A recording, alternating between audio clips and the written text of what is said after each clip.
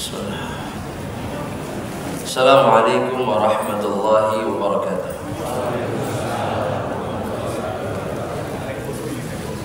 Innal hamdalillah nahmaduhu wa nasta'inuhu wa nastahdihi wa na'udzu billahi min shururi anfusina wa sayyiati a'malina. Man yahdihillahu fala mudilla lahu wa man yudlilhu fala hadiya lahu.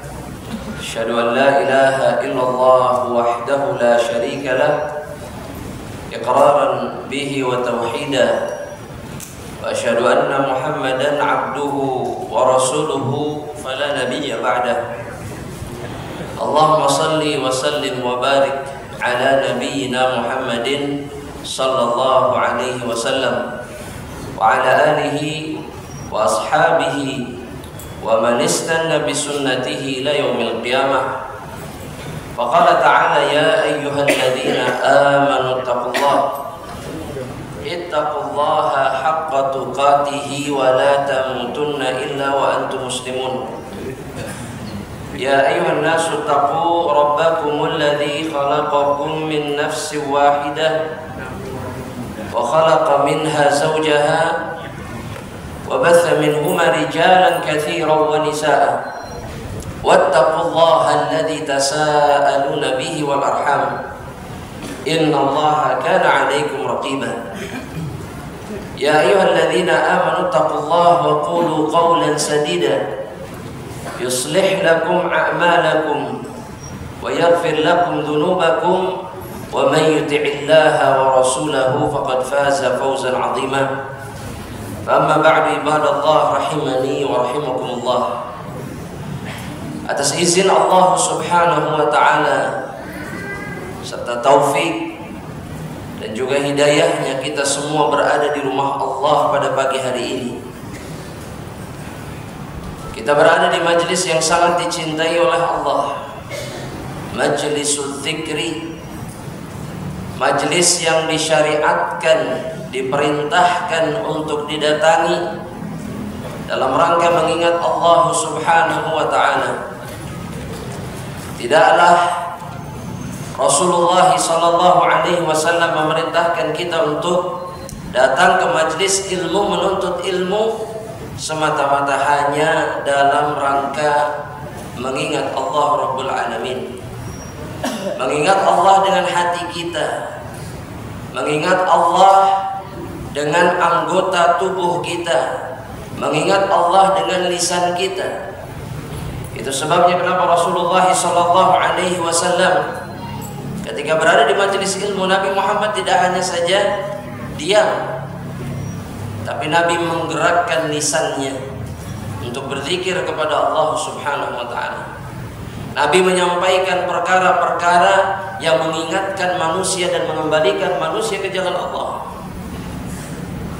Nabi Muhammad sallallahu alaihi wasallam mengajari kita untuk betul-betul mengingat Allah. Sekali lagi, untuk betul-betul mengingat Allah di majlis-majlis ilmu yang kita datangi, yang kita hadiri, majlis-majlis yang kita menuntut ilmu di dalamnya. Bukan kemudian di majlis ilmu justru kita bermaksiat kepada Allah subhanahu wa ta'ala. Mungkinkah seseorang bermaksiat di majlis ilmu?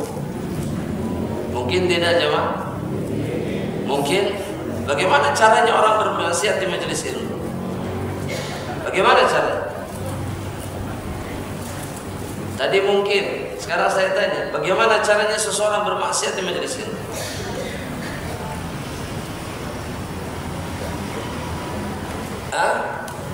Oh, main HP maksiat. Mungkin nyatat kan, mungkin ya, bukan main HP. Iya. Di antara bentuk maksiat di majelis ilmu adalah mengingat selain Allah. Mengingat selain Allah di majelis yang semestinya hanya Allah yang kita ingat.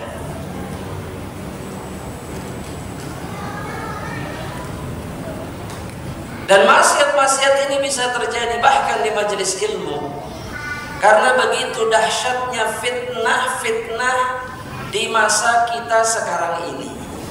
luar biasa.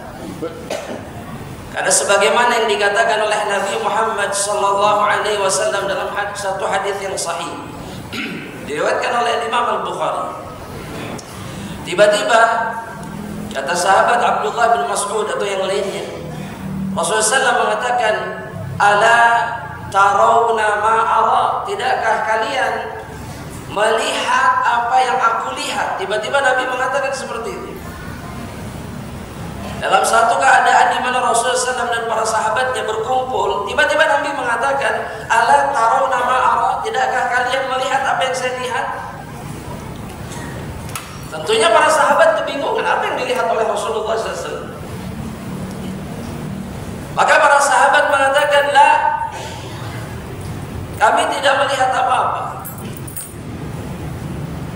Akan tetapi kemudian Rasulullah SAW mengatakan, "Walakinnani ra'aitu al-fitana kama waqi'il qatri baina buyutikum," atau kama qala Nabi sallallahu alaihi wasallam. Akan tetapi aku melihat, kata Rasulullah SAW, bagaimana Allah menurunkan fitnah-fitnah, sebagaimana Allah menurunkan tetesan-tetesan air hujan yang menimpa rumah-rumah kalian. Sebuah gambaran yang diberikan oleh Rasulullah SAW betapa di satu masa akan datang masa di mana fitnah-fitnah itu menimpa semua manusia, semua hamba Allah, sebagaimana air hujan menimpa seluruh permukaan bumi. Bahkan di majelis-majelis ilmu sekalipun, seseorang bisa melakukan sesuatu yang tidak pantas dilakukan. Betul? Betul? Jamaah, transfer ketika kajian pantas atau tidak? Tidak pantas. Atau jawab pesan dari teman yang mesen sesuatu, pantas atau tidak di majelis ilmu? Tidak pantas. Tapi karena begitu dahsyatnya fitnah dunia bagi seseorang. Betul? Betul jamaah? Fitnah dunia itu dahsyat atau tidak? Dahsyat? Sedahsyat apa? Sedahsyat apa? Bikin oleng. Masya Allah, bikin oleng. Bikin oleng banget. Bahkan bisa membuat kita betul-betul lupa Allah. Sekali lagi, di rumah Allah, di majelis yang semestinya kita hanya mengingat Allah Subhanahu wa ta'ala, lupa. Ya, jemaah, kita kalau masih ingat dunia, wajar atau tidak? Kita kalau masih ingat dunia, wajar atau tidak? Wajar, wajar. Tapi kalau ingat dunia di masjid, di majelis ilmu, wajar atau tidak? Ada yang bilang wajar. Jawabannya tidak wajar. Tidak wajar. Tidak wajar. Ini bukan tempatnya. Dan ini bukan waktunya.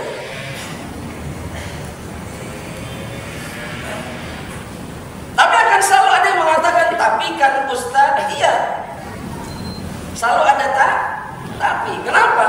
Karena begitu dahsyatnya kita terfitnah oleh dunia.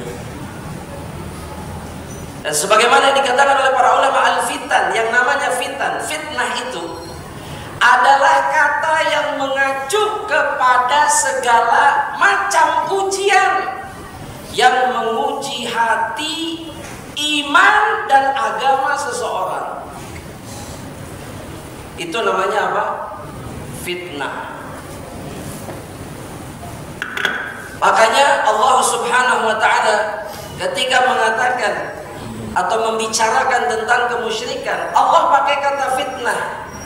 Ketika Allah mengatakan misalkan dalam salah satu ayatnya apa? Wal fitnatu, kata Allah, asyaddu minal qatli. Tapi sayangnya beredar di tengah-tengah kita dengan pemahaman yang keliru. Tuh, fitnah itu lebih kejam dari. Yang dimaksud fitnah di sini apa? Kita memahaminya apa? kita memahaminya apa? Tuduhan bohong gitu ya. Padahal bukan itu maksudnya. Tidak ada satupun di antara para mufassirin yang mengatakan itu, nggak ada. Semuanya sepakat mengatakan fitnah di sini adalah asyirku. Karena kemusyrikan adalah ujian terberat yang menguji hati, iman dan agama seseorang. Makanya lebih berat dari apa? Pembunuhan. Karena syirik membuat pelakunya kekal di mana? Kekal di mana? Di neraka. Pembunuhan? Pembunuhan kekal di neraka atau tidak? Tidak. Tidak, tapi dosa besar. Jamaah, apakah kita termasuk orang-orang yang terfitnah? Apakah kita masih terfitnah oleh dunia? Masih? Apakah kita masih terfitnah oleh syubhat? Masih. Apakah kita masih terfitnah oleh syahwat? Terus apa yang kita harapkan jemaah? Karena Nabi Muhammad Sallallahu Alaihi Wasallam beliau mengatakan dalam satu hadis yang diriwayatkan oleh Imam Abu Dawud,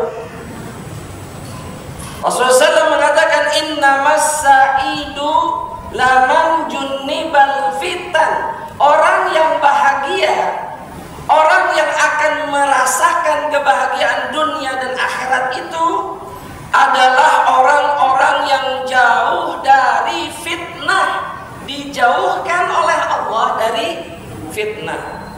Tidak kena fitnah dunia, tidak kena fitnah syahwat, tidak kena fitnah syubhat dan yang lainnya. Kalau kita masih mengatakan kita masih terfitnah atau sangat dekat dengan fitnah, pantas kalau begitu tidak ada kata bahagia di dalam hidup kita.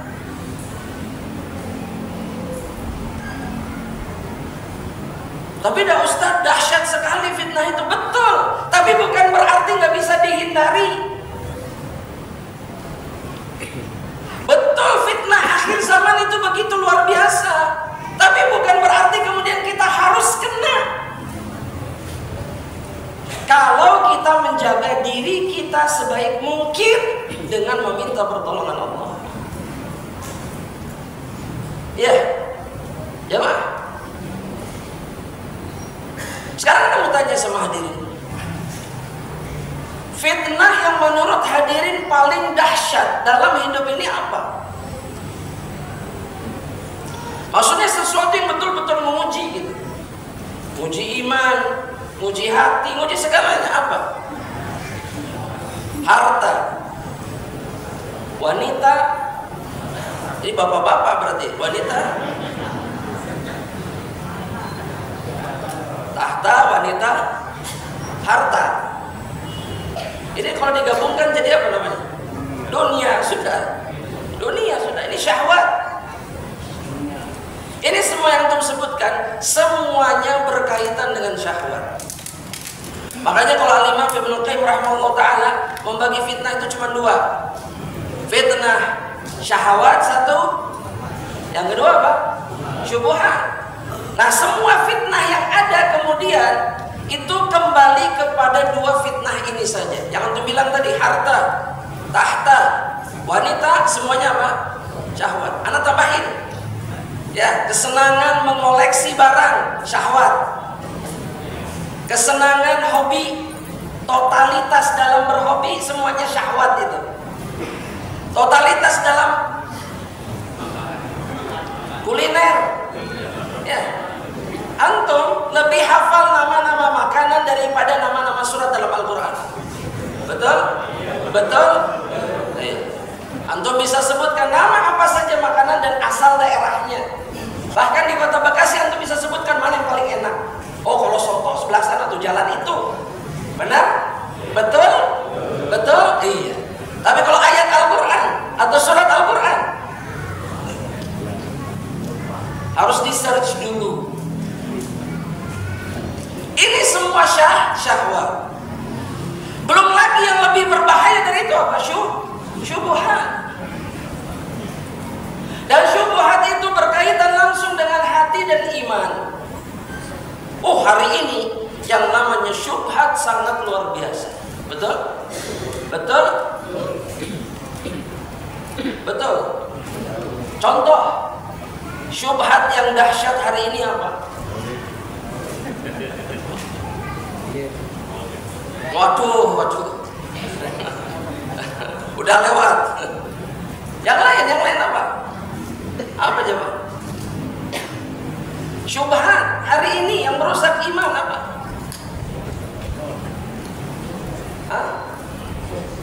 Oh, medsos. Maksudnya yang berseliweran di media sosial seperti benar padahal sesuatu yang seperti benar padahal batil.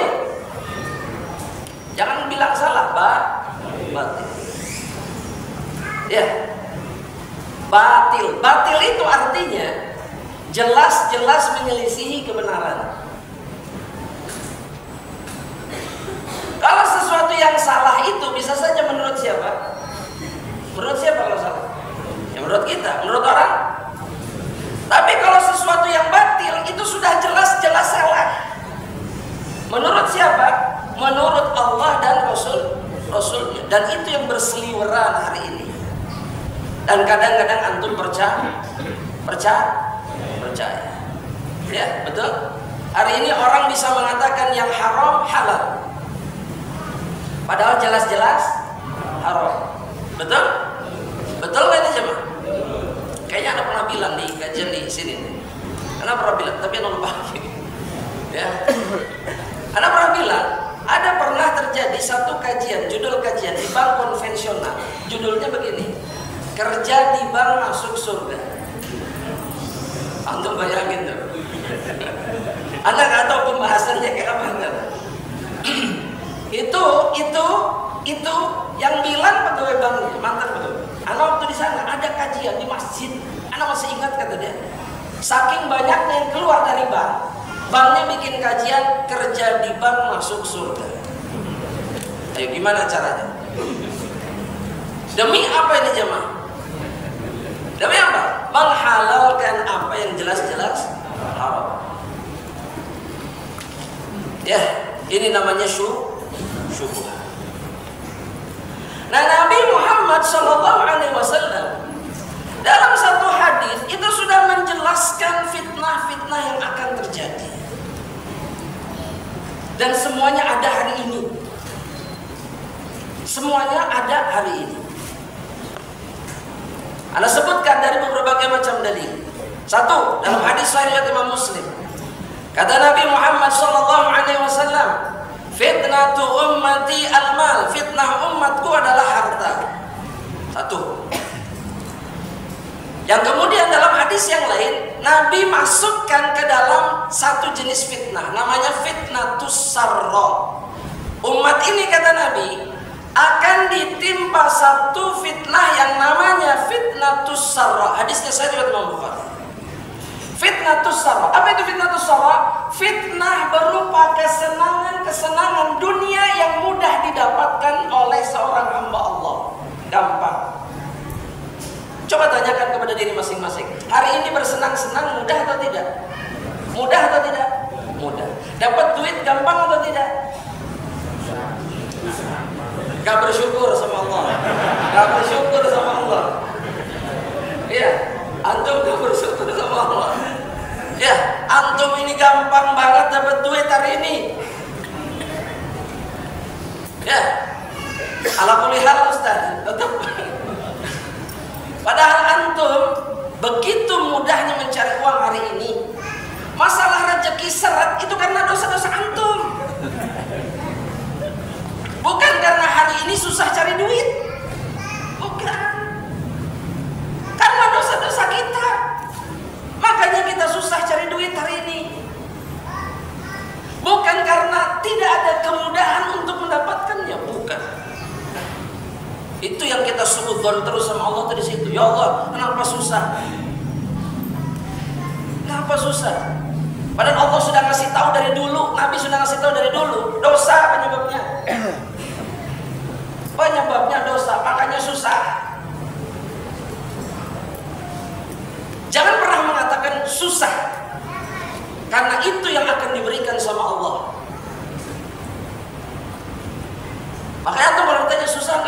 Gampang. Udah gitu jawaban yang benar itu.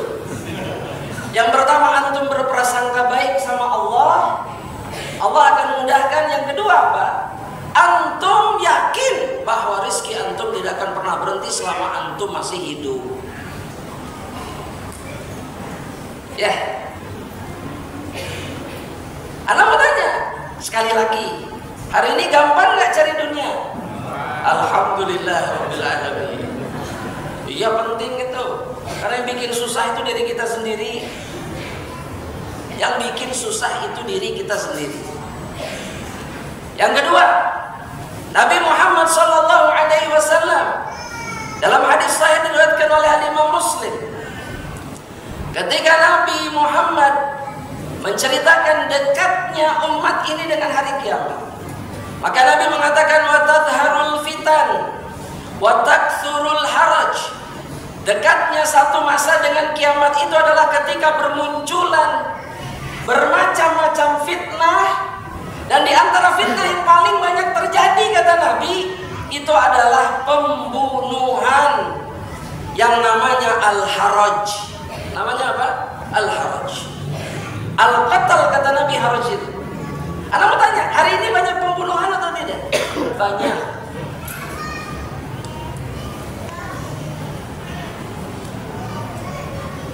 Dan ini yang disebut kemudian oleh Nabi dengan fitnatul ahlas. Banyak peperangan, banyak pembunuhan, banyak kezaliman yang terjadi di antara hamba-hamba Allah.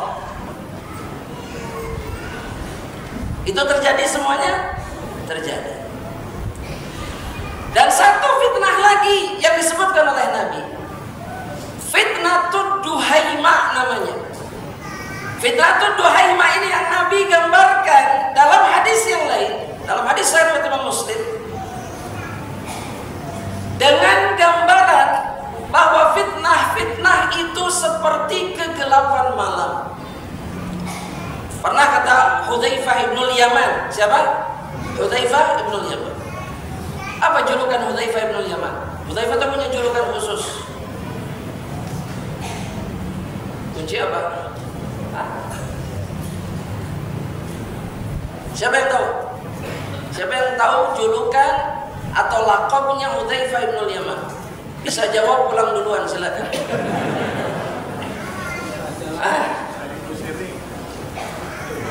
Ada yang jawab tuh? Mana? Bukan. Ada yang serius siapa tadi?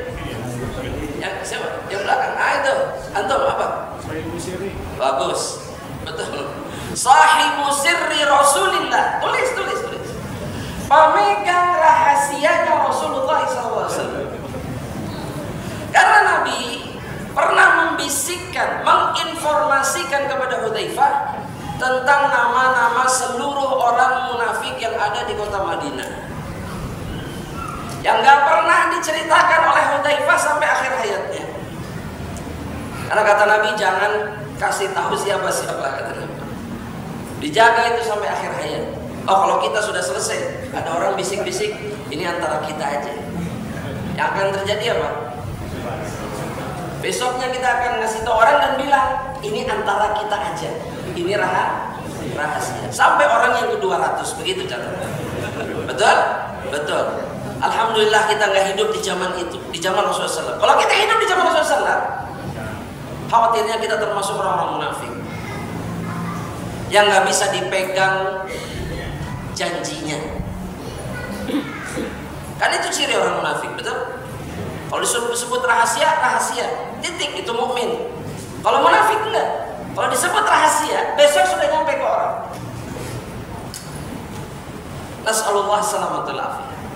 Kata Hudzaifah, Nabi mengatakan kepada kami, badiru bil a'mal, bersegeralah kalian melakukan amalan-amalan.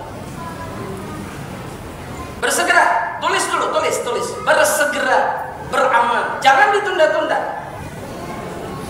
Antum kalau mau kajian berangkat, jangan dinanti-nanti. Antum mau tahajud, jangan di besok-besok. Mau sedekah secepatnya, jangan nanti. Jangan nunggu akhir pekan, jangan nunggu hari Jumat. Langsung.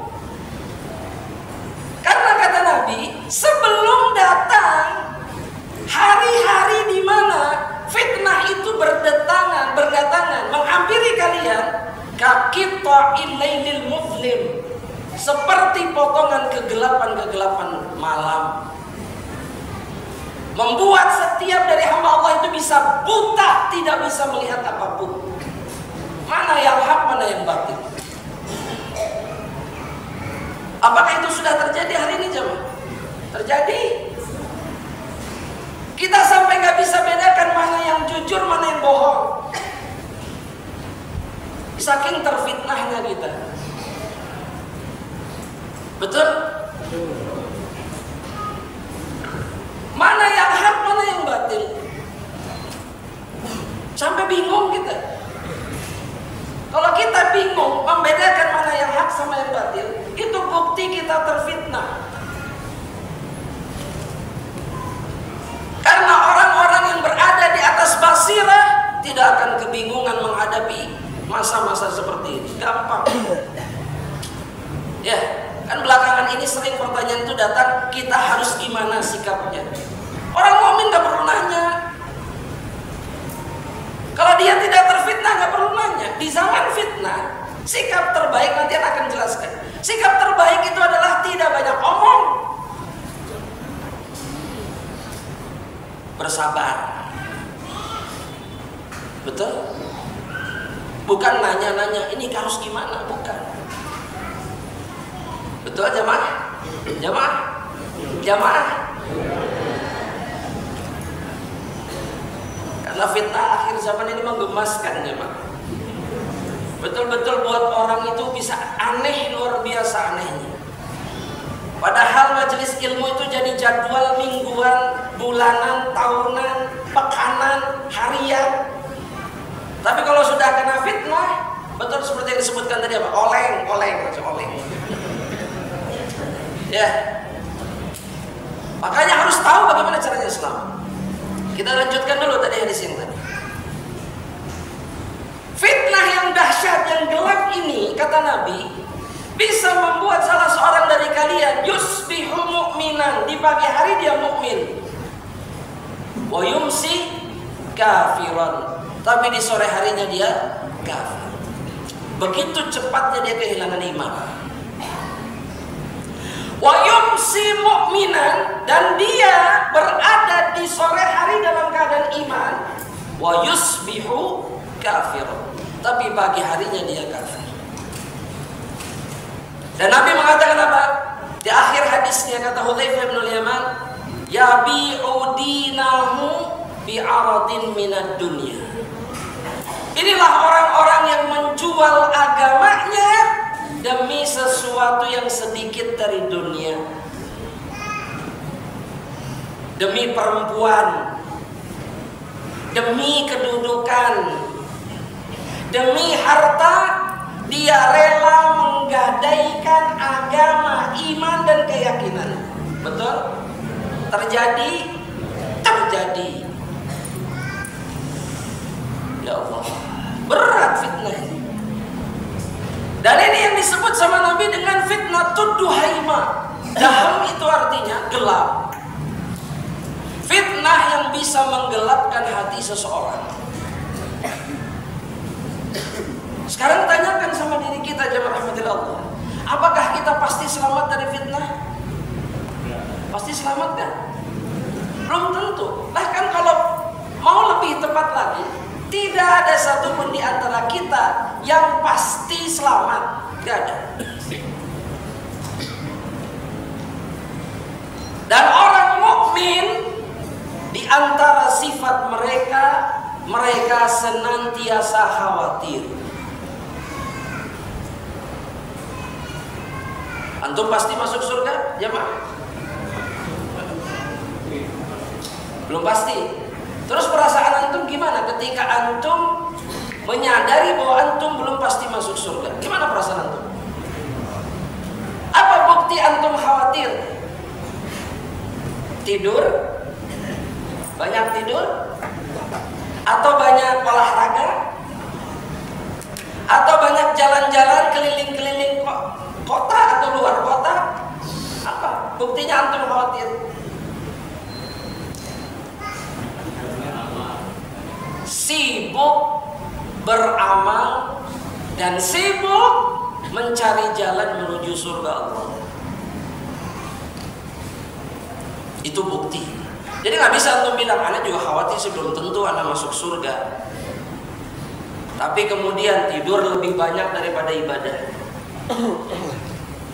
Ya, aktivitas dunia lebih banyak dari aktivitas ketaatannya kepada Allah. Kita kalau ada polling hari ini, sekarang ini, detik ini polling, berapa banyak waktu yang dihabiskan dunia untuk dunia dan berapa banyak waktu yang dihabiskan untuk ibadah? Ini semua dari kita, pasti gagal semuanya. Ya, dicari yang paling banyak untuk akhirat dan ibadah atau ketaatannya. Kita gagal semua. 24 jam kita sisihkan untuk akhirat hanya untuk dunia. Mayoritas dari waktu yang kita miliki. Tapi cita-cita masuk, Masya Allah. Ya, ini prinsip kapitalis semuanya. Kenapa jemaah? Modal sedikit, untung banyak. Jangan dipakai ke urusan akhirat, Pak. Dalam urusan akhirat amal banyak, pengorbanan banyak untuk dapat surga, keuntungan yang paling puncak. Gak bisa teorinya begitu. Ya, ada prinsip apa yang dibuat muda foya-foya, tua kaya raya, mati masuk mimpi.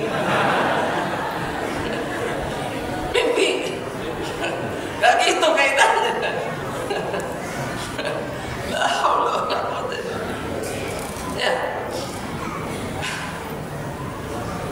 Ya, kenapa tua itu harus kaya raya? Kan kalau dilihat muda foya-foya, tua kaya raya, mati masuk surga, itu mah prinsip dunia pisan kalau itu mah. Tapi ujungnya pengen selamat, gak bisa. Nasallallahu alaihi. Saking apanya? Saking terfitnahnya oleh dunia. Dunia itu tetap prioritas dalam hidup. Di saat para sahabat Nabi Muhammad SAW, perhatikan, semua dari mereka, terlebih kibarus sahabat, pembesar-pembesar para sahabat, mereka adalah manusia yang paling takut tidak selamat, padahal mereka dijamin selamat. Dan ada satu hadis yang membuktikan perkara tersebut. Satu riwayat dari Imam Ahmad rahmatullahi ta'ala alaih, kisah antara Utsman ibnu Affan, Umar ibnu Khattab, dan Abu Bakar As-Siddiq radhiyallahu ta'ala anhum ajma'in. Anda mau tanya, tiga orang ini siapa? Sahabat. Apakah sahabat biasa atau sahabat luar biasa? Luar biasa. Kalau ditambahkan Ali bin Abi Thalib, mereka lah sahabat terbaik, sudah, para khulafa. Dan ini berdasarkan kesepakatan para sahabat. Nah, tiga orang ini pernah mengalami satu kejadian. Kata Utsman ibnu Affan radhiyallahu ta'ala anhu, suatu ketika Umar ibnu Khattab itu melewati diriku ketika aku sedang berteduh di naungan satu bangunan. Aku sedang duduk berteduh. Marrobi Umar baina ana jalisun, ketika saya sedang duduk, beliau melewati saya. Fasallama alayya falam ash'ur, mengucapkan salam, tapi saya tidak merasakan beliau mengucapkan salam. Antum kalau ada orang ngomong sama antum gak sadar, berarti antum sedang apa? Berhayal. Kalau kita berhayal kemungkinan. Terus apa lagi? Lagi fokus apa? Mikir apa? Mikir kesulitan hidup atau masalah hidup. Kan masalah hidup itu bukan hanya masalah ekonomi, banyak masalah kita itu. Betul? Banyak yang kita pikirkan, begitu banyaknya, dahsyat. Kalau dunia, kalau akhirat jangan dipikir. Di hadis ini membuktikan beda pikiran kita dengan mereka. Kata Utsman, saya tidak merasakan sedikit pun Umar mengucapkan salam sama saya, dan Umar tidak terima.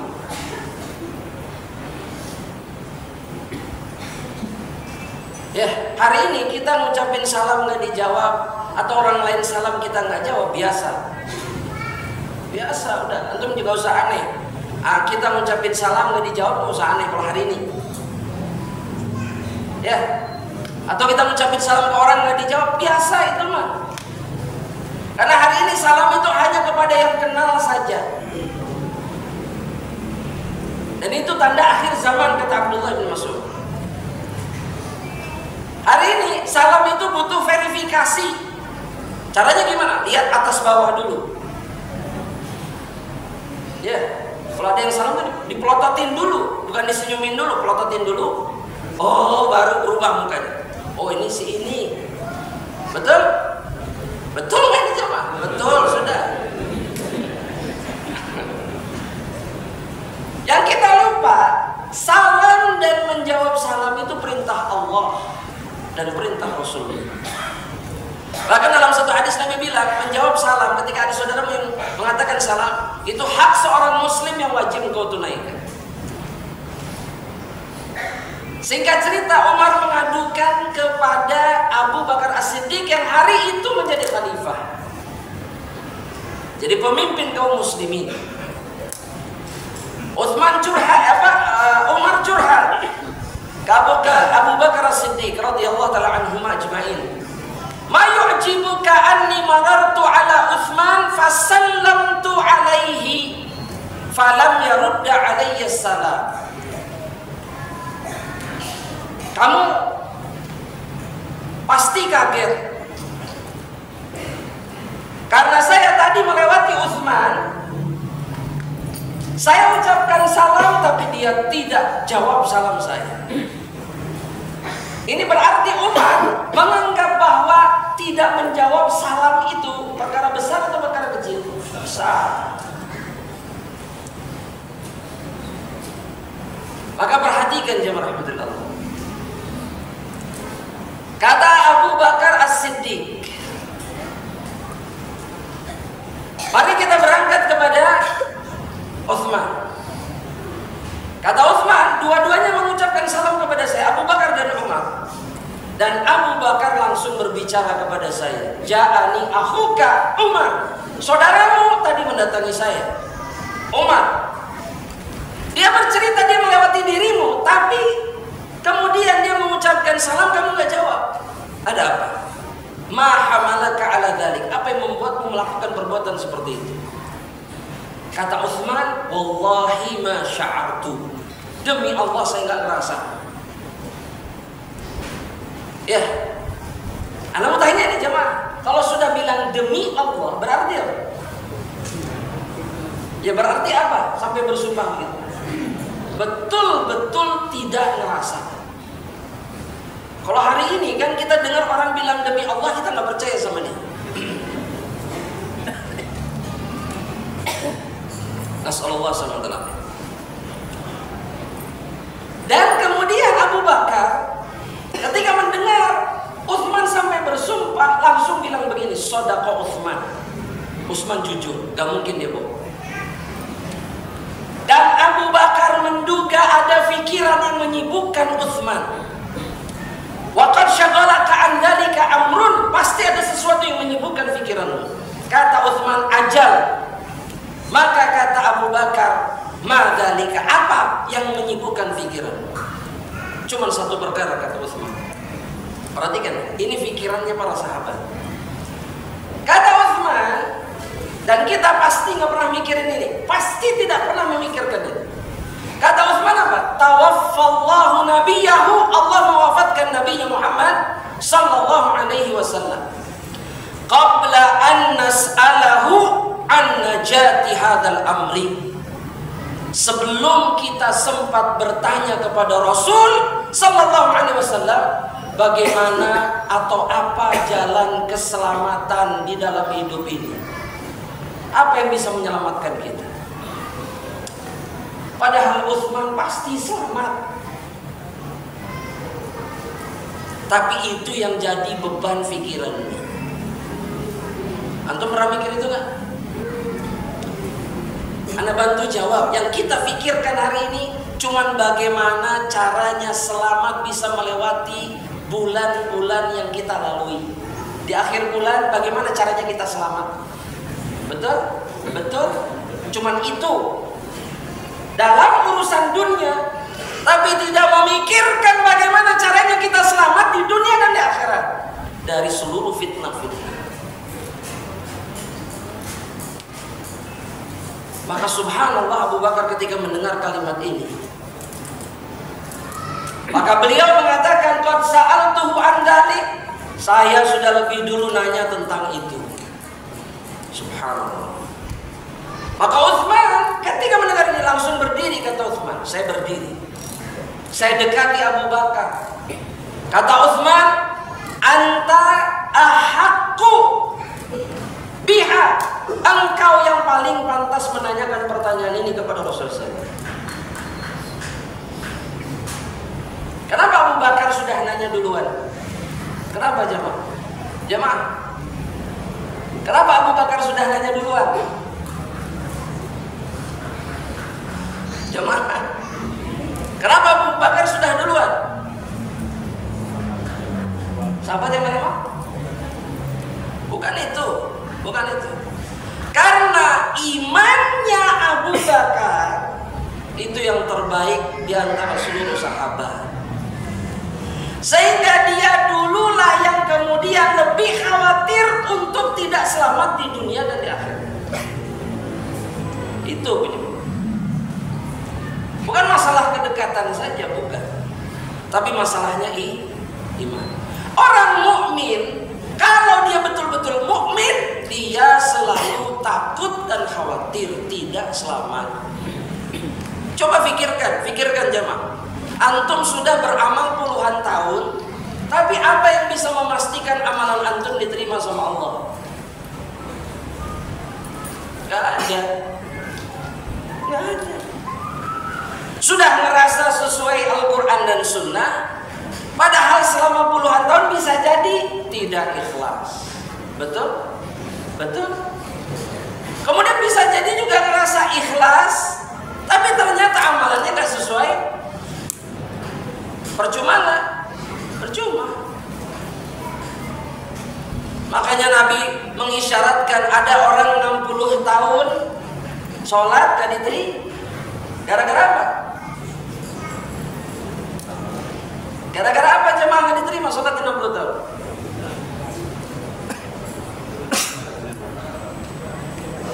Makan dengan harta haram. Terus apa lagi? Dalam hadisnya disebutkan, ya,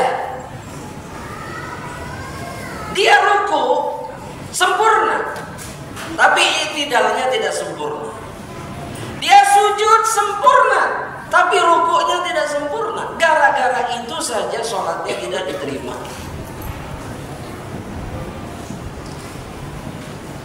Kalau ada sensus sholat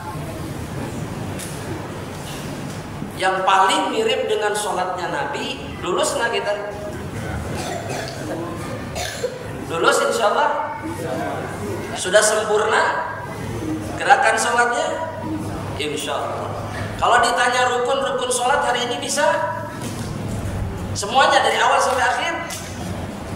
Kalau ditanya syarat-syarat sahnya sholat bisa menyebutkan dari awal sampai akhir. Nah, kelas sudah. Kita harus khawatir. Perhatikan. Abu Bakar As-Siddiq kemudian mengatakan begini. Qultu, saya bertanya sama Rasul, mengatakan kepada Rasulullah, ya Rasulullah, mana jatuh hadzal amri? Wahai Rasulullah, apa keselamatan? Apa jalan keselamatan dalam urusan Islam ini, dalam urusan agama ini? Apa perkara yang bisa menyelamatkan kita? Maka kata Rasulullah sallallahu alaihi wasallam, ini wasiat dari Rasul.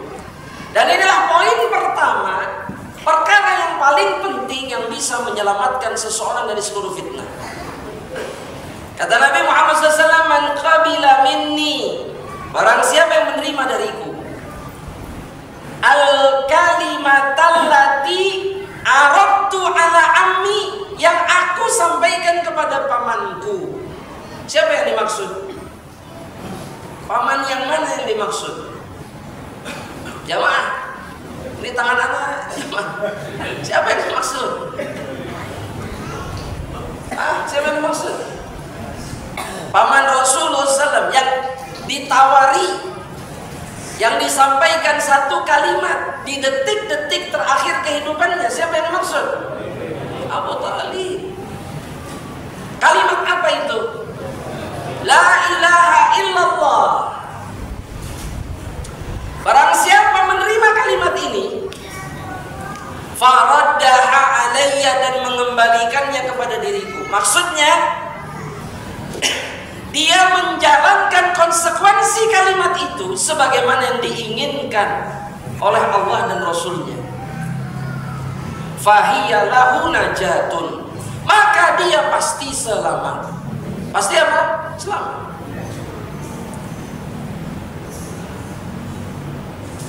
Pertanyaannya sekarang, kalimat la ilaha illallah setiap dari kita tahu artinya. Tapi kalau kita ditanya kemudian apa konsekuensi dari kalimat ini?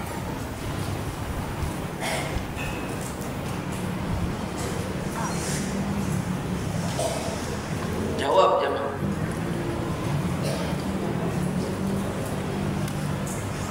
Apa konsekuensi kalimat ini? Tulis. Menetapkan hanya Allah satu-satunya yang berhak diibadahi.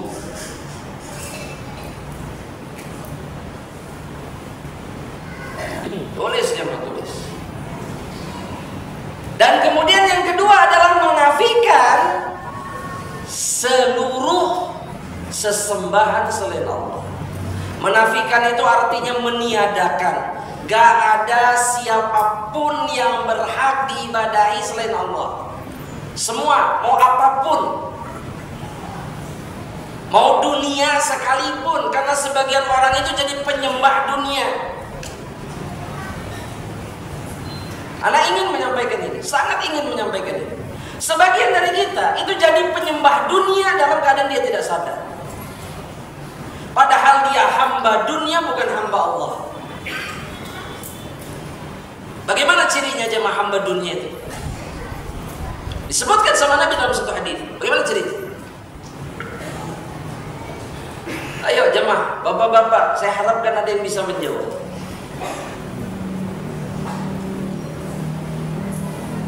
Ciri hamba dunia itu seperti apa? Orang kalau begini cirinya, dia hamba dunia, bukan hamba Allah.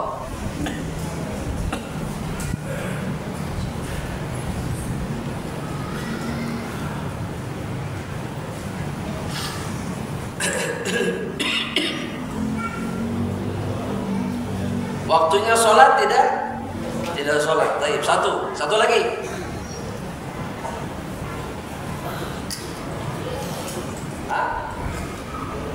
Bukan.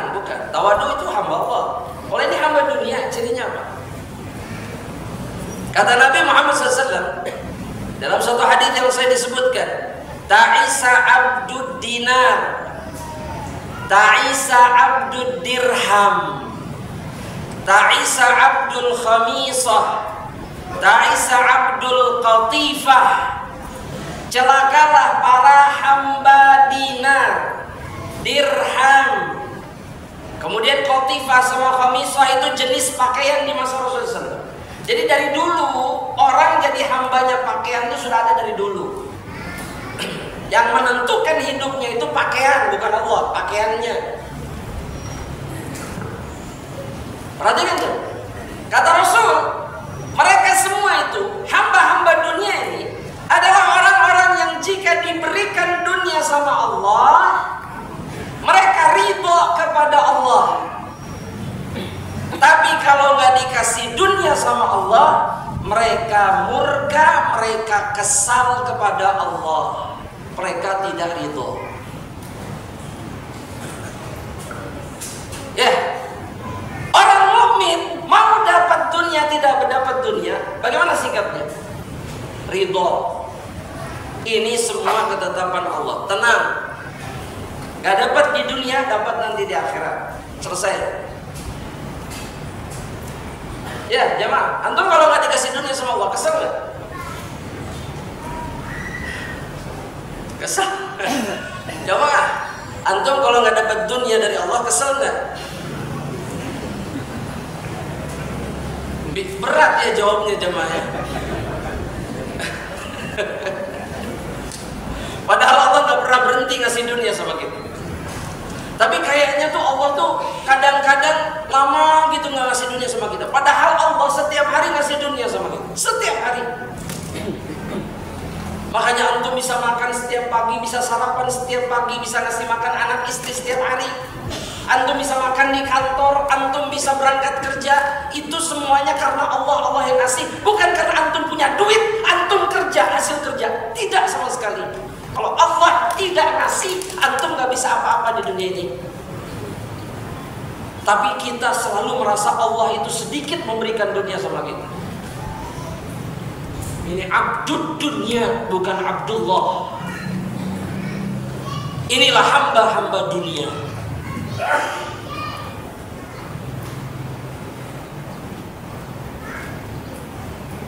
Nah, orang ketika sadar dia adalah hamba Allah, maka dia sekali-kali tidak akan bergantung kepada selain Allah. Hanya Allah yang ada di dalam benaknya, hanya Allah yang menjadi tujuan hidupnya. Mereka lah yang akan selamat. Makanya guru-guru kita itu selalu menasihatkan. Yang pertama apa? Tauhid, belajar terus, betul tidak? Betul tidak? Terus belajar, jangan berhenti. Kenapa? Karena itulah jalan keselamatan.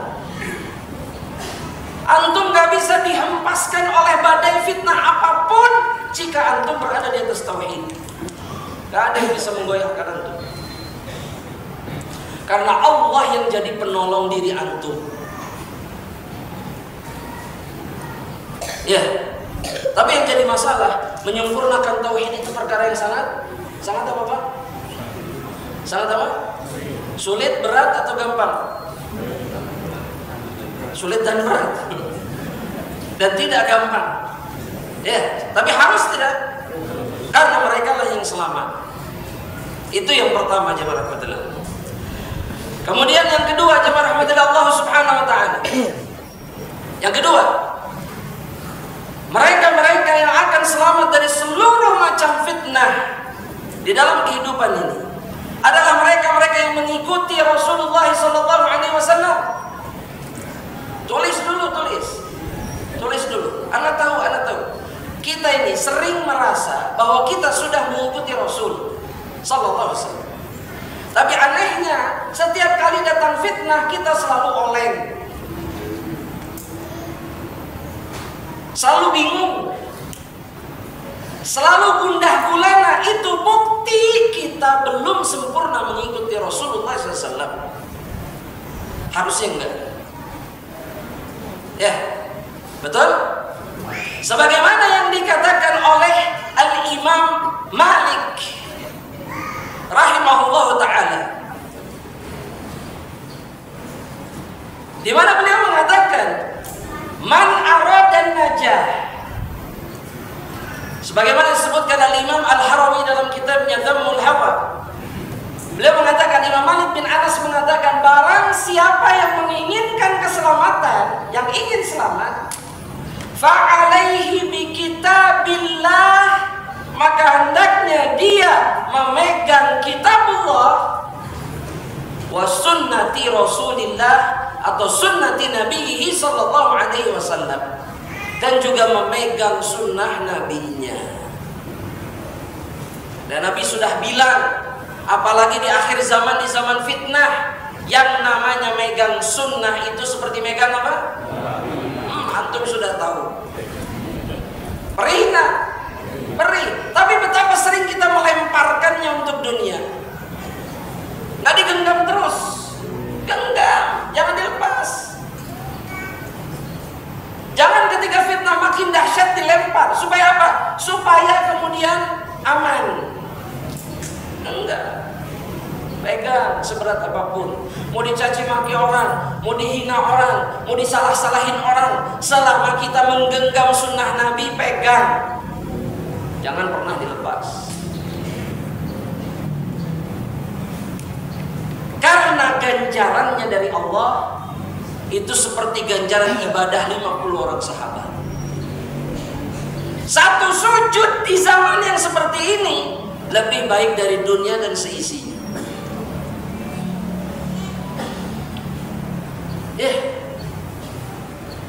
Betul jemaah? Saya nanya sekarang. Saya mau nanya betul-betul nanya. Apa nasihat Nabi Shallallahu Alaihi Wasallam? Apa nasihat Nabi? Ketika kita hamba Allah itu mengalami ujian berat, nasihat Nabi apa?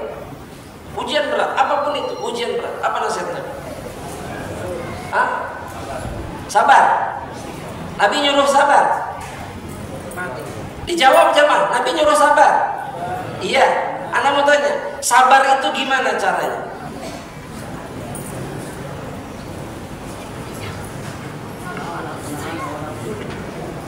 Jawabannya yang lengkap. Sabar itu hakikatnya gimana? Ridho menerima takdir. Terus apa lagi?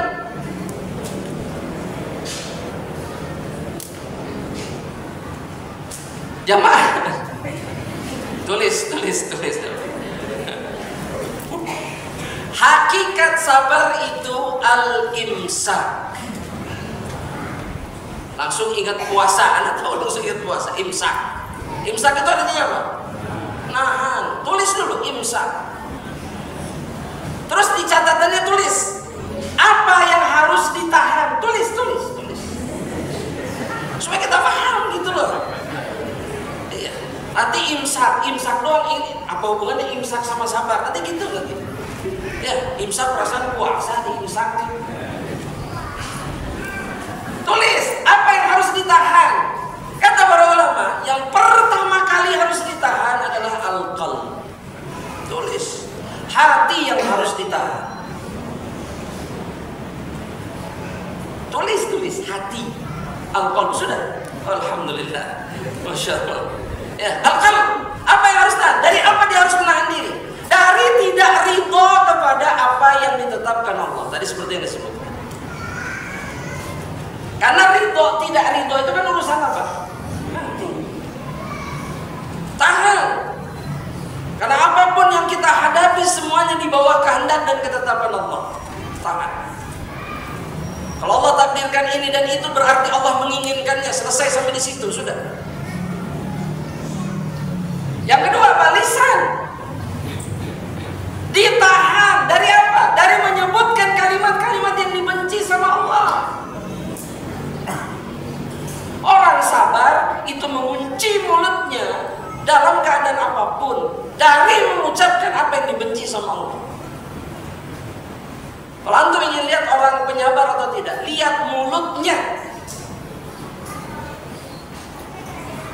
Ya, atau lihat tulisannya kalau sekarang. Karena orang sekarang berbicara itu lebih banyak mulut jarinya daripada mulut ini jadi lisannya. Betul nggak? Kalau ngoceh aja terus, bukan penyabar. Terus diulang-ulang, ya Allah aku ridho dengan ketetapanmu. Ya Allah. Terus diulang. Kalau ridho sama diem udah selesai. Kenapa ulang-ulang? Terus pakai emoticon nangis di bawahnya, panjang banget. Berarti nggak sabar namanya itu. Betul? Jamaah? Masya Allah. Yang ketiga yang harus ditahan apa? Anggota tubuh. Ya, dari melakukan apa yang dimurkai sama Allah. Jaga anggota tubuh itu. Sebagian orang ketika dapat musibah mukul-mukul badannya, banting piring. Ya. Betul nggak jemaah? Gerung-gerung, teriak-teriak, apa? Kenapa? Karena dia tidak sabar. Dan kesabaran adalah jalan pada setiap dari kita. Tapi kalau kita pandang diri kita sendiri, kesabaran kita sudahkah mengikuti kesabaran Nabi Muhammad SAW? Kan ngikutin Nabi itu bukan masalah ngikutin cara berpakaiannya saja kan, tapi seluruh apa yang dilakukan sama Nabi SAW. Nabi penyabar bukan? Sudah ditiru belum? Oh nggak mungkin sama, betul. Tapi bisa ditiru nggak? Itu sebabnya kenapa kita sangat jauh dari pertolongan Allah. Karena kita belum betul-betul meniru dan mengikuti Nabi Muhammad SAW. Padahal mengikuti Nabi menjaminkan keselamatan bagi kita semua. Betul? Betul? Apa dalilnya? Surat An-Nur ayat yang ke-63. Ayo jemaah, ayo. Surat An-Nur ayat berapa? 63. Di sini Allah mengisyaratkan bahwa mereka yang menyelisihi Nabi, mereka tidak akan selamat. Kata Allah, Jalla jalaluhu falyahdharil ladzina yukhalifuna an amrihi an tusibahum fitnatun aw yusibahum azabun alim, kata Allah.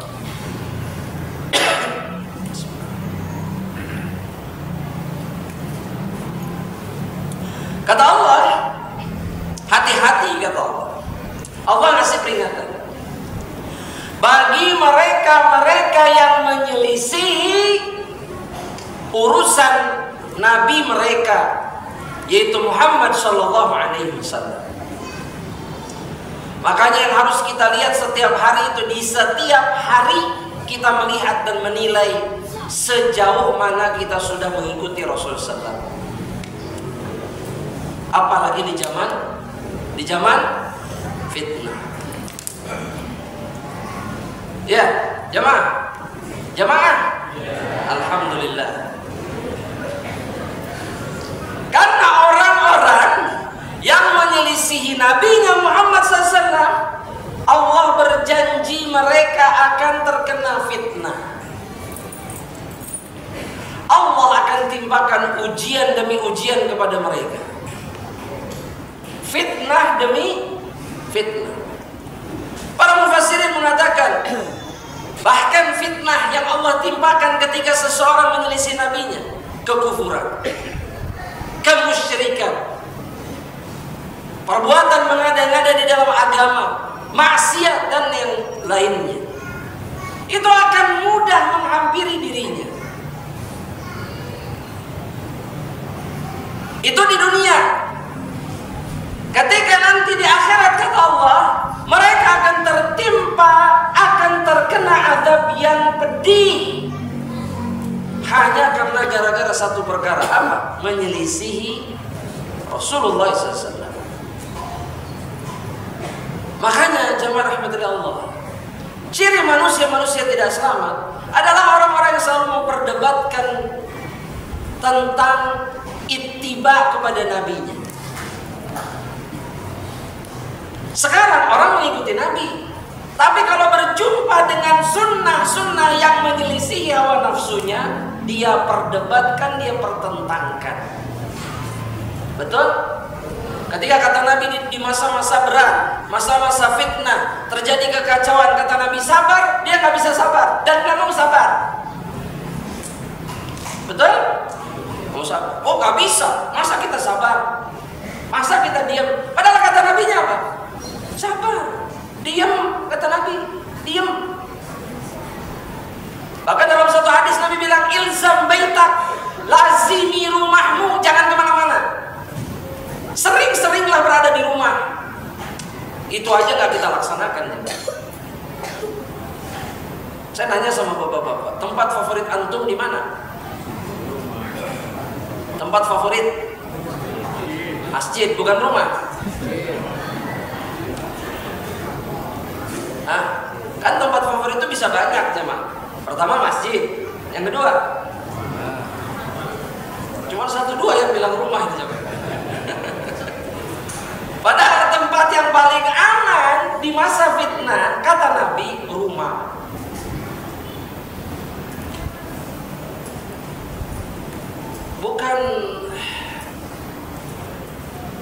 Bukan hayo we ke ditu ke dia gitu, maksudnya ke sana kemari. Enggak beres-beres. Ya. Katanya mughaddul basor, tapi pergi ke tempat-tempat di mana aurat itu ditabur di mana-mana. Katanya mughaddul basor. Ya, tapi tempat jalan-jalannya mana? Mall, terus apa lagi? Kafe, terus apa lagi? Hah? CFD itu apa? Oh, CFD. Terus apa lagi? Tempat olahraga. Ya. Sekarang mau tanya. Olahraga itu mubah atau tidak?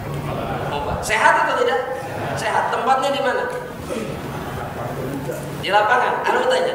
Lapangan itu tempat yang baik atau tidak untuk olahraga hari ini? Di hari Minggu lah, hari Minggu. Baik atau tidak? Tuh bapak-bapak ijma tidak. Bapak tidak. Kenapa tidak? Tuh. Iya. Atau Ustaz kalau kita nggak kelamaan nggak olahraga.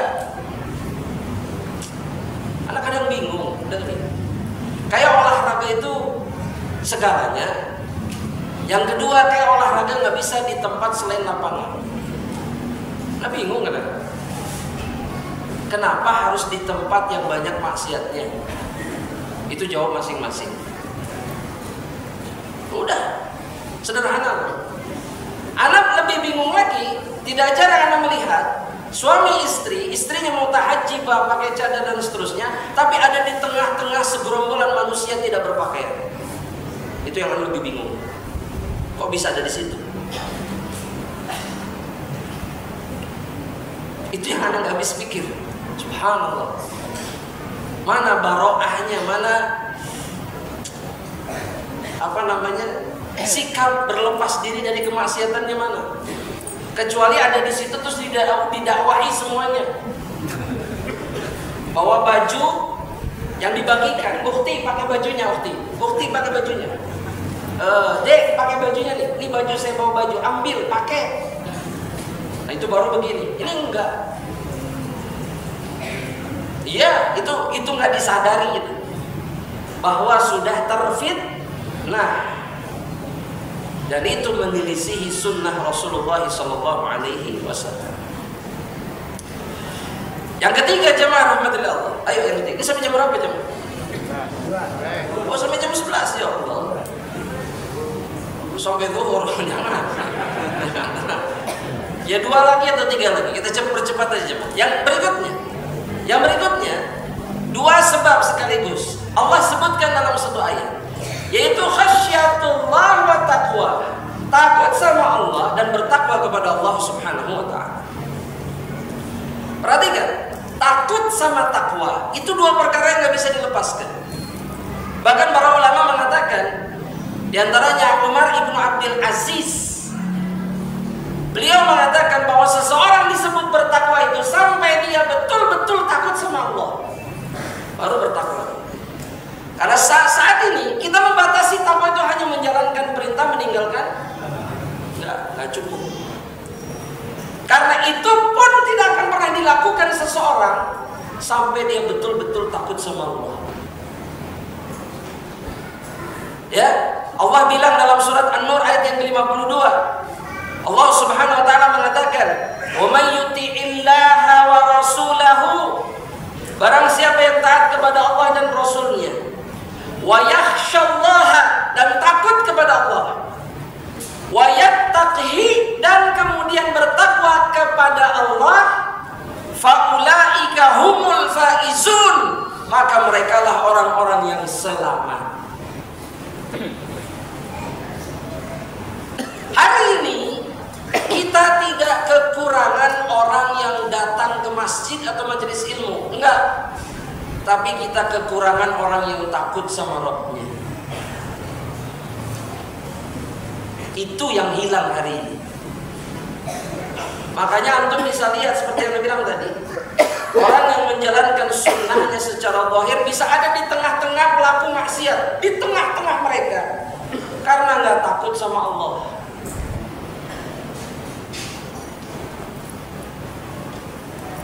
Ya, ada satu ustadz yang pernah cerita sama saya. Beliau itu menginap di satu hotel. Jadi diinapkan oleh seseorang. Itu hotel isinya patung dan pada hari itu lagi perayaan agama tertentu. Jadi di mana-mana simbolnya ada di hotel itu. Itu baru 2 jam di hotel, beliau langsung pindah. Beliau nelfon kenalannya pindah ke rumah. Beliau bilang sama anak nggak kebayang kalau kemudian malakul maut datang, anak sedang ada di hotel itu. Sampai begitu coba. Saking takutnya sama Allah. Padahal nggak ada yang tahu dia di hotel itu. Ya kalau kita kan selesai sudah. Nggak ada yang tahu ini, enggak. Ya, anak waktu dengar sampai merinding aja. Subhanallah. Kalau malakul maut datang di saat anak tidur di kamar hotel yang isinya simbol-simbol kemusyrikan, gimana kata dia? Wah, anak nggak tenang, anak nggak bisa tidur. Ya, jemaah. Begitu semestinya orang yang takut sama Allah itu. Begitulah semestinya orang takut kepada Rabbnya. Dan yang seperti ini yang akan diselamatkan oleh Allah. Kemudian yang terakhir jemaah rahmatillah Allah, karena terbatasnya waktu. Ya, dalam satu hadis Rasulullah SAW menyebutkan 3 jalan keselamatan sekaligus. Jadi antum jumlah aja berapa tuh totalnya semua. Ya. Dalam hadis yang diriwayatkan oleh Imam At-Tirmidzi dengan sanad yang sahih, ketika ditanya oleh Uqbah ibnu Amir, Uqbah ibnu Amir ini, jamaah rahmatullah, itu adalah supirnya Rasulullah SAW. Kalau boleh dikatakan begitu. Kalau naik keledai itu biasanya yang menyupiri keledainya itu Uqbah ibnu Amir. Nabi mau kemana naik itu dibonceng. Ya. Suatu hari beliau bertanya kepada Rasulullah SAW, ya Rasulullah, mana najat? Wahai Rasulullah, apa itu jalan keselamatan? Bagaimana caranya kita selamat? Dan kita melihat riwayat-riwayat ini menjelaskan bagaimana para sahabat itu sangat memikirkan keselamatan mereka.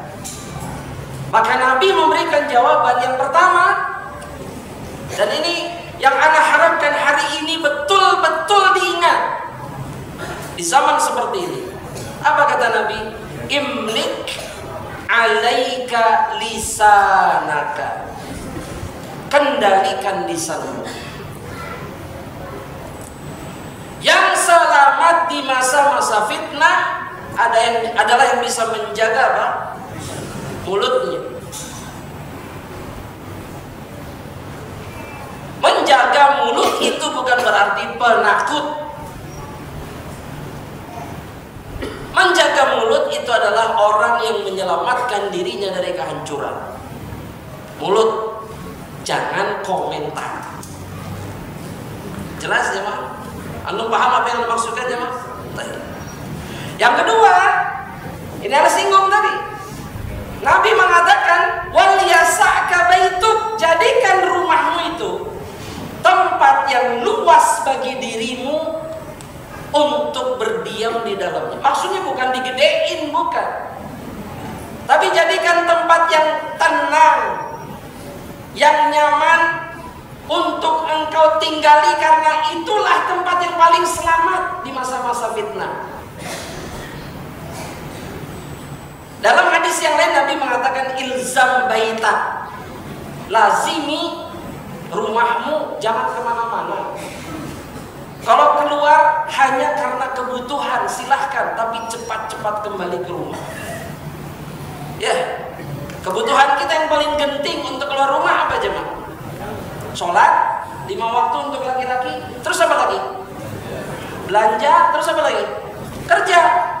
Setelah itu ngapain? Pulang. Bukan nongkrong.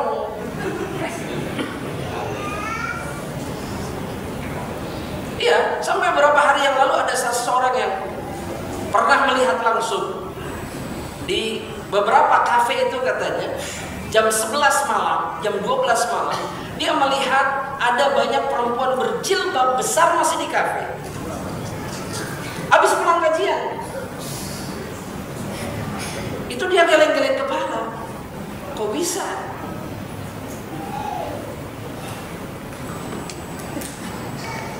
Laki-laki aja disuruh pulang sama Nabi,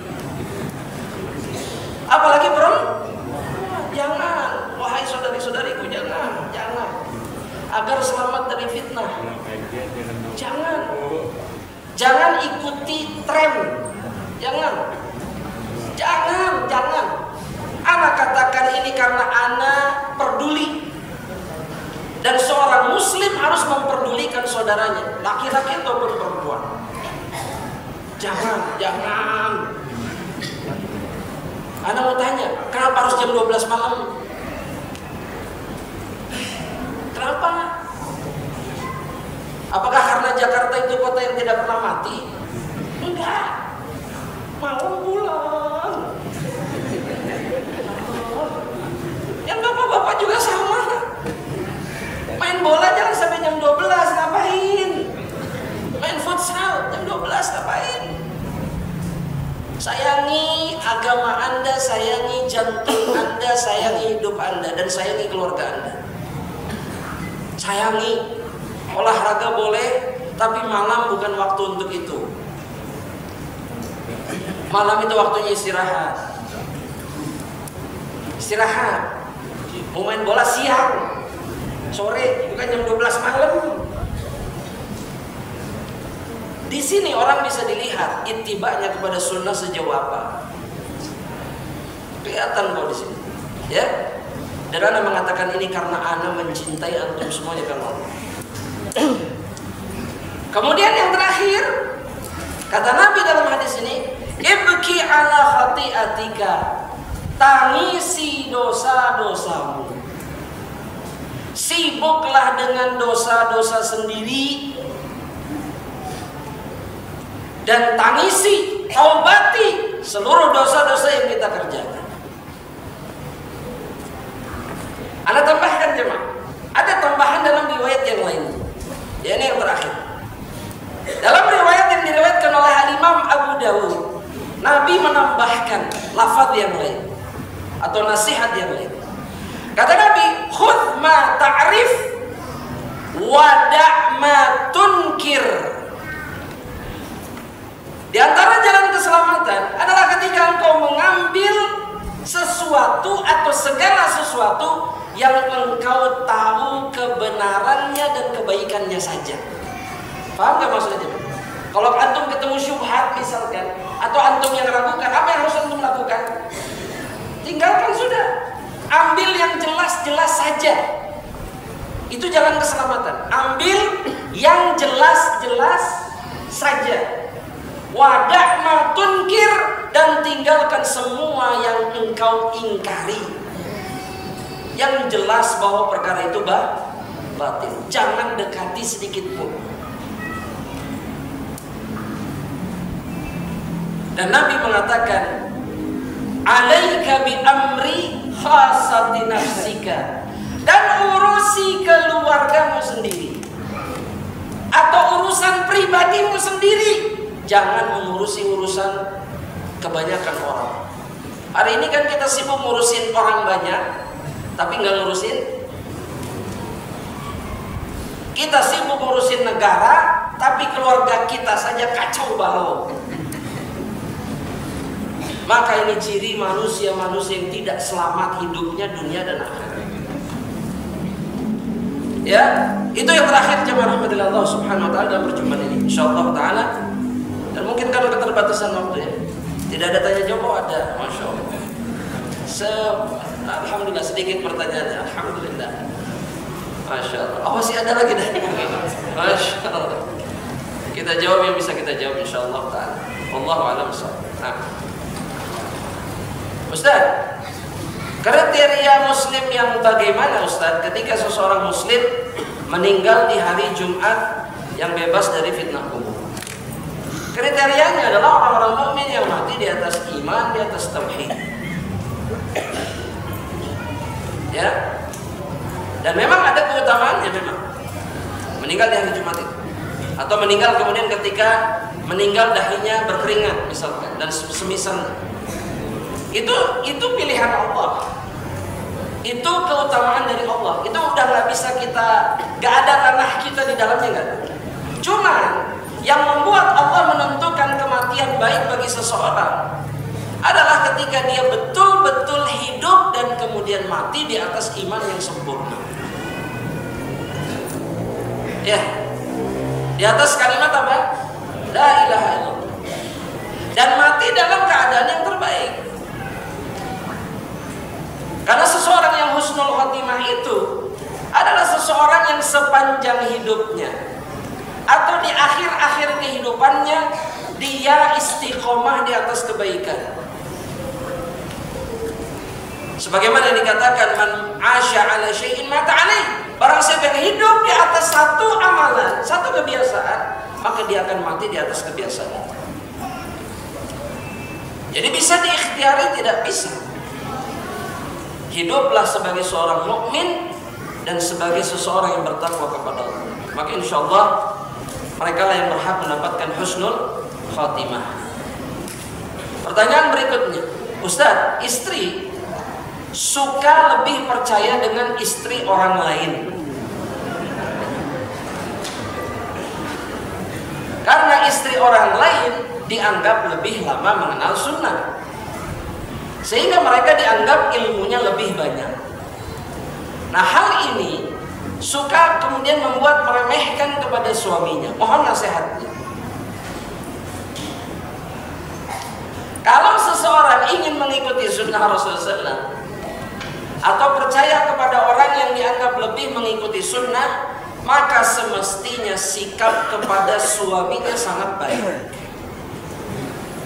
Betul nggak ini jemaah? Betul nggak?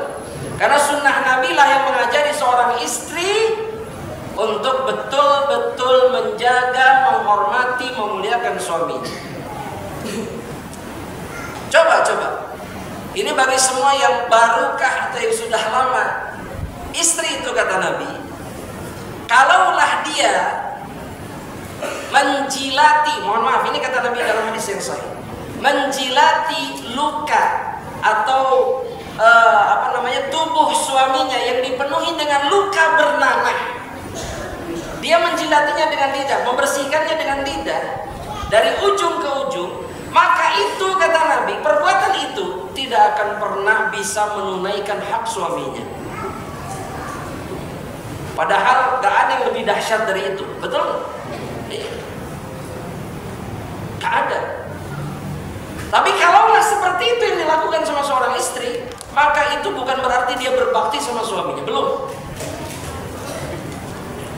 Nah sekarang berbakti saja belum, tapi kemudian sibuk merendahkan suaminya. Lantas pertanyaannya, di mana letak mengikuti sunnahnya? Di mana? Dan apa gunanya kemudian menuntut ilmu kalau tidak menjadi amal? Ini pengingat saja buat kita semuanya sama. Kita pun laki-laki sama. Kadang-kadang kita sudah merasa sebagai pengikut sunnah Nabi, tapi kemudian buktinya nggak ada. Nabi lembut sama keluarganya, kita enggak. Nabi bertanggung jawab kepada keluarganya, kita belum. Ya, Nabi berseri-seri. Nabi sangat baik, sangat penyayang kepada keluarganya, kita belum. Di mana letak ittiba sunnahnya? Maka jangan pernah menilai orang itu dari lama atau sebentarnya, tapi lihat nilai orang itu dari apa yang dia amalkan dari ilmu-ilmunya. Karena lama belajar itu tidak menentukan apa-apa, singkat belajar juga tidak menentukan apa-apa. Paham nggak? Tidak menentukan dia lebih rendah dan enggak. Semua tergantung amal. Abu Hurairah itu masuk Islam 3 tahun sebelum Nabi wafat, tapi ilmunya mengungguli hampir semua sahabat. Padahal cuma 3 tahun bersama Nabi Muhammad SAW, mengalahkan yang puluhan tahun bersama Rasulullah SAW. Jelas ya? Maka jangan seperti ini sikap. Ini tidak layak dilakukan seorang muslimah ataupun seorang muslim juga sama. Ketika dia berbuat tidak baik kepada keluarga. Wallahu a'lam bishawab. Wah, ini kecil sekali ke saya. Pertanyaan berikutnya. Apakah bersabar dalam diam? Masya Allah. Ini kayak judul bersabar dalam diam. Apakah bersabar dalam diam dapat menghindari perpecahan atau malah justru mendapat keridhaan Allah? Dua-duanya. Bersabar dan kemudian memilih dengan kesabarannya juga untuk menjaga apa? Mulutnya, lisannya. Ini bukan hanya menghindarkan diri dari perpecahan, tapi jelas diridhoi oleh Allah Subhanahu wa ta'ala. Nabi bilang, man somata naja. Barang siapa yang diam dalam perkara yang memang membutuhkan diam, harus diam, dia pasti selamat. Ya, dia pasti selamat. Masya Allah. Tapi susah ya. Susah nggak bersabar diam itu susah? Susah nggak? Susah. Pengennya apa? Makanya Allah bilang dalam Al-Quran itu, yang bisa bersabar itu dzu hazzin azim. Mereka yang bisa bersabar itu adalah orang-orang yang punya bagian yang berat, yang besar dalam agama ini. Cuman orang-orang hebat yang sanggup melakukannya. Ya, sabar itu hanya bisa dilakukan oleh manusia-manusia kuat dan hebat di dalam agama ini. Nah, yang tidak kuat dan tidak hebat itu bukan penyabar. Sumbu pendek, gampang menyala, tidak pernah berpikir dalam tindakannya. Yang suka ajalah itu terburu-buru. Yang tidak suka tenang, pelan-pelan, santai, itu ciri manusia-manusia tidak sabar. Padahal Nabi bilang, al-ajalatu minasyaiton, terburu-buru itu datang dari syaitan. Dan betapa seringnya kita menyesal gara-gara kita tidak tenang dan terburu-buru. Langsung ngejudge gitu kalau semua orang ternyata nggak seperti apa yang kita pikirkan. Maka menyesallah kita. Ya. Nasallallahu alaihi wasallam. Yang terakhir, Ustaz, mohon doakan kami yang hadir pada kajian ini untuk senantiasa mendapatkan petunjuk dalam istiqomah kepada manhaj Rasulullah SAW. Amin. Anda juga sangat membutuhkan doa itu. Pertanyaan saya adalah, apakah ada ritual khusus saat kita mau bertobat dari dosa? Bahasanya mungkin bukan ritual ya. Kalau ritual itu kesannya enggak. Apakah mungkin ada amalan khusus ketika kita mau bertobat dari dosa? Dan bagaimana tata cara bertobat yang diajarkan oleh Rasulullah SAW? Ritual khusus tidak ada, tapi ada anjuran-anjuran. Jadi bukan harus seperti itu. Seperti misalkan sholat sunnah ada, atau misalkan bersedekah ketika bertobat itu juga ada. Atau juga nasihat Nabi ketika bertobat itu perbanyak amal soleh. Jadi setelah tobat perbanyak amal soleh. Kata Nabi, atbi'is sayyi'atal hasanata tamhuha. Setelah berbuat buruk, setelah berbuat dosa, lakukan, ikutkan setelahnya atau datangkan setelahnya kebaikan yang akan menghapuskan dosa-dosa itu. Ya, tapi inti dari taubat itu cuma 3: menyesal, mengakui, dan berjanji untuk tidak melakukan. Jadi mengakui, menyesal, kemudian berjanji untuk tidak melakukan. Udah, kalau berhubungan sama orang ada satu lagi, minta maaf. Baik itu dengan minta maaf, mengembalikan hak orang lain, dan seterusnya. Tapi sisanya tidak ada secara khusus, tidak ada ritual khusus. Wallahu a'lam bishawab. Mudah-mudahan yang singkat ini bermanfaat insyaallah. Jemaah Allah, semoga Allah mengampuni dosa-dosa kita semuanya dan seluruh kaum muslimin dan menolong mereka dimanapun mereka berada. Akhiru da'wana alhamdulillahirabbil alamin. Subhanakallahumma wa bihamdika asyhadu an la ilaha illa anta astaghfiruka wa atubu ilaik. Assalamualaikum warahmatullahi wabarakatuh.